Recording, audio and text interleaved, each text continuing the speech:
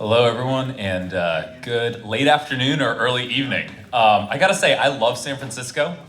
We can host an AI meetup here kind of at 4:30 or 5 o'clock, and look at all the people that are like around the rooms here. Like, this is amazing and highly energizing for me.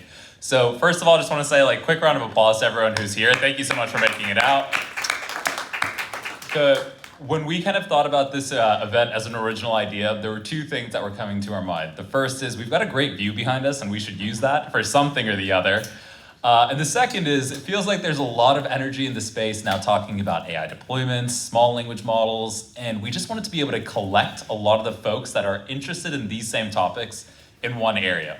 So everybody in this room has actually been hand approved and curated and selected. There was a wait list, I think, like larger than the amount of number, much larger than the number of folks that we were able to actually let in and register, because we wanted to make sure that this environment was one in which you could talk about the things that you're working on, the things that you think are either areas that you're skeptical of as technologists or excited about, and really use our agenda mostly as just a way for us to be able to have joint kind of, areas of conversation we can kick us off.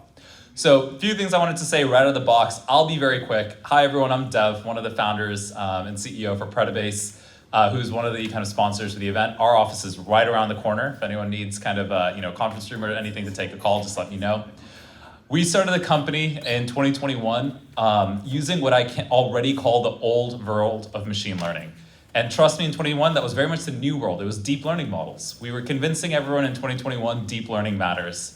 And I think that we spent a lot of time over 2 years saying BERT is a great architecture, you should use it on your text models, that there's a lot of future in transformers for vision and other tasks. And I think in 2023, everyone started caring in a really large way.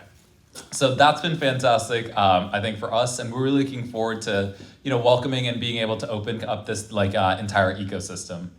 First thing I want to be able to just kind of call out a show of hands. Who here is working with LLMs in any sort of production setting already today? If you could just raise your hands. It's pretty much like 80% of the room.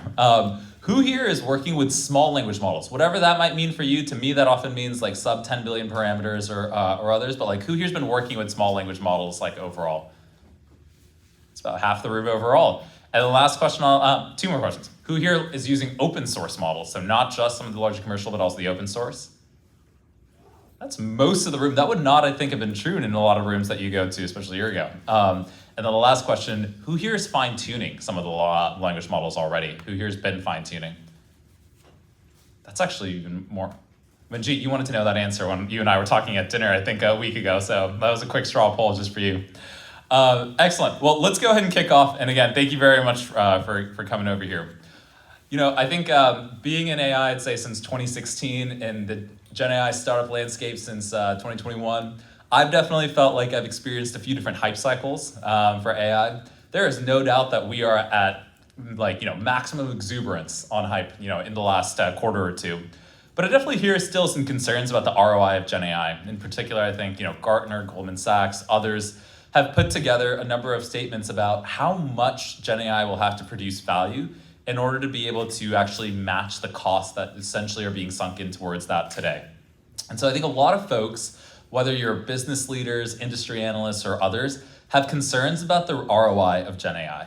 And obviously one big thing we're gonna be doing, and a lot of the talks are gonna be centered around, is how to be able to improve the return profile overall so we get even more value around it. But one of the beliefs that we've always had at Predibase is that you oftentimes don't necessarily need to pay for the biggest, baddest model that's out there, but what you might want is something that's really right-sized towards your particular task. Our favorite customer quote, I'm sorry if you've heard like 100 different renditions of it by now, but our favorite customer quote is, generalized intelligence is great, but I don't need my point of sale system to recite French poetry. A year ago when I told people that in the slides, everybody died laughing. Now I feel like people are like, yeah, that's actually true. And so this has been kind of the approach that we really think about, or like what motivates us in a large way to make sure that organizations can use AI in a way that's actually practical and realistic for what they're trying to get done. And I heard a little bit of skepticism around, I'd say small language models and open source models over the last year and a half. I'm sure, this room actually seems like it's very, very conducive towards these smaller models. But one of the biggest changes that I think happened recently is, the Llama 3.1 launch that just came out a couple months ago. I had multiple friends that were, for example, OpenAI or Anthropic diehard users, told me their entire company was built, like Series C companies built on top of OpenAI, that they would never rip it out, that now just texted me about a week ago and was like, but I heard that Llama model is pretty good and I might want to actually go ahead and check it out. So I know we have a few friends from Meta that are also joining us here today. Definitely thank you very much for the contribution to the ecosystem. I think that, in addition to the open source model, the other thing that it really indicated was the fact that open source is going to be here to stay. The thing that I think Mark Zuckerberg essentially pointed to in his blog post when he launched Llama 3.1 was that when he talks to CEOs, when he talks to tech leads at different companies, there is a real desire to be able to train, fine-tune, and even distill their own models. I feel like, 6 months ago, not that many people were actually talking about distillation, but it's becoming an increasingly common workflow now. And to not be locked into a closed vendor.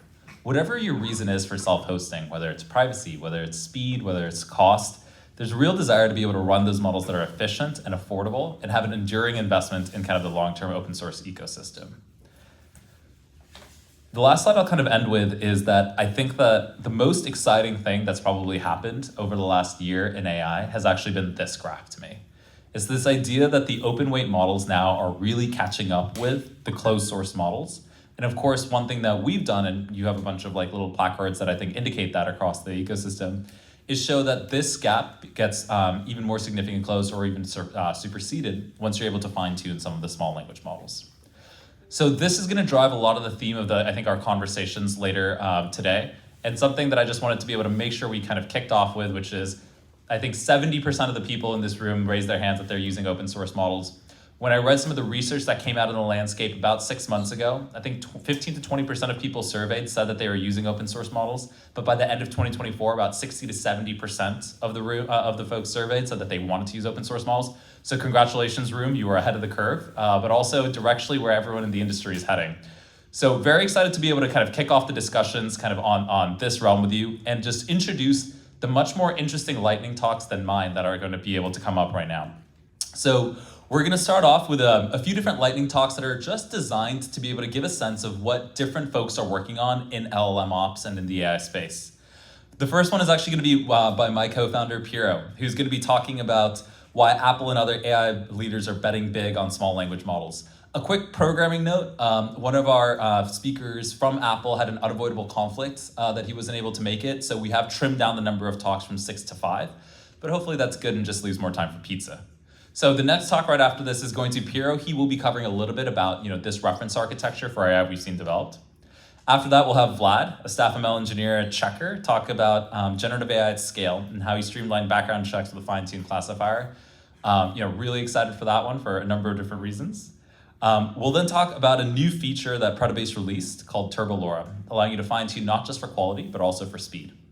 Our friend Atin at Galileo is going to be able to give a talk around LLM evaluation and observability, which is a huge part of what everyone tells me is one of their top concerns. How do I know if the model is any good beyond vibes? And then finally, we'll end on a talk from Maarten from Gretel, who will be talking about how to build better and faster models with synthetic data. Something that I think is really interesting because one of the things that GenAI has really changed is the barrier to entry to get started. Very excited to talk a little bit about how Gretel adjusts that.